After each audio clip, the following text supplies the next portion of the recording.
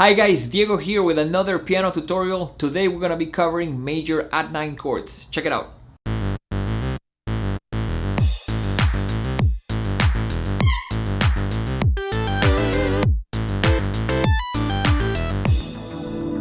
In this channel, we regularly do song tutorials and videos with tips and techniques to get you guys to learn music the fastest and the easiest way possible. So if you're new to the channel, consider subscribing. Let's go ahead and jump into a close-up of the piano so we can get started.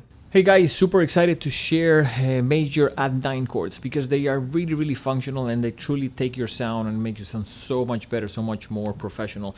Now you can use this on every single style, but at the same time I think it's really functional to know them.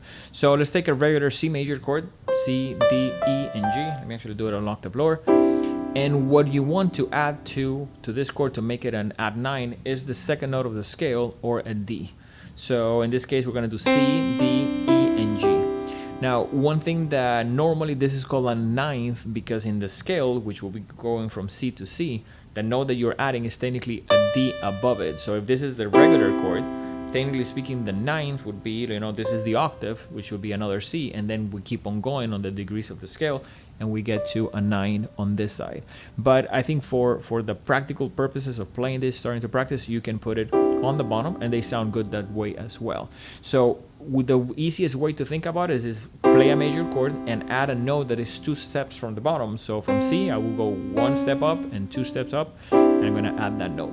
Now, for us, it's really important that you practice probably using the circle of fifths. Google the circle of fifths. It's a device that we use just to practice going around all the chords and try to go around a full turn doing these. So I would start with playing C major, and let me change one thing here. So we're gonna do C major add 9, 4 counts, then go to F major add 9. Now an F major add 9 would be F, G, A, C. And we keep going so on the circle of Fs, do B flat major add 9, which will be B flat, C, D, and F. And keep going around the circle of fifths, E flat major add 9, which will be E flat, F, G, and B flat.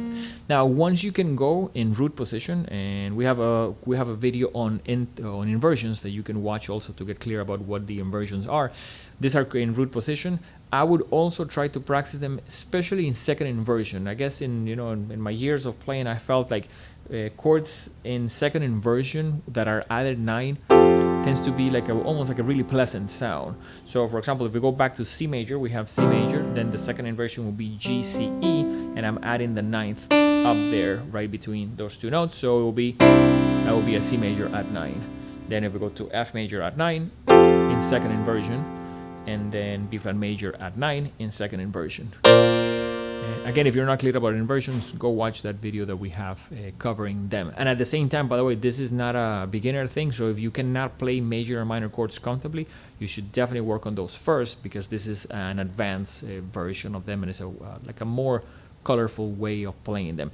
For us, it's super important to mention, try to play them probably with a metronome going 4 counts, so 1, 2, 3, put the circle of fifths and keep going to the next one. So we don't want chords, and one thing that happens with chords is you want the reaction time to be down. So you don't want to have someone tell you, okay, this is the chord that I need you to play, and for you to have to sit down on the piano and figure it out and try to count and all that.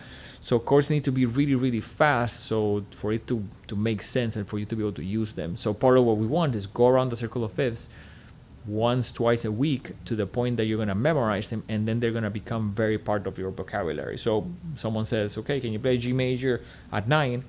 And for you, it's going to be easy to figure out what it is, because it's going to be part of what you are already doing and already are clear about. So that concludes the lesson. We hope it was easy to follow along. If you guys like content like this, please leave us suggestions. We want to do more lessons to help you guys out. And at the same time, don't forget to keep on practicing. We'll see you guys very soon. Take care.